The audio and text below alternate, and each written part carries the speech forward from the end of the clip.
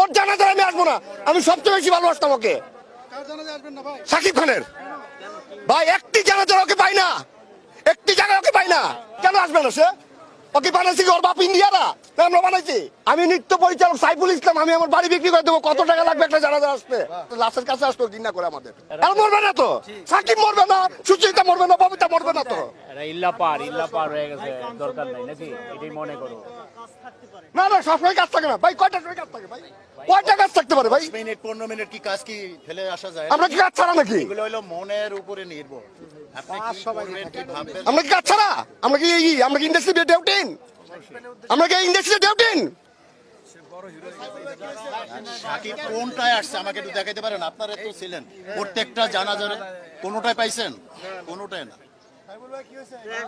ববির মিত্রের সাথে কি এরাই কাজ করছে? এই শুধু আলমগীর ভাই কাজ করছে, এই তারপরে উজ্জ্বল ভাই কাজ করছে, কাঞ্চন ভাই কাজ করে, আর কেউ কাজ করে নাই? ববির মিত্রের সাথে, অঞ্জনার সাথে আর কেউ কাজ করে নাই?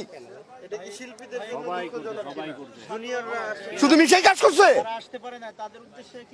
তাদের উদ্দেশ্যে একটি কথাই বলবো, আপনারা মরবেন। আপনাদের মরতে তখন আমরা আসবো না। আমরা কি একাই কাজ করছি? একজন কি সাকিব কাজ করে নাই এখানে? সাকিব তো কারো কেউ মনে আছে না। হ্যাঁ, কেন আসবে না সে?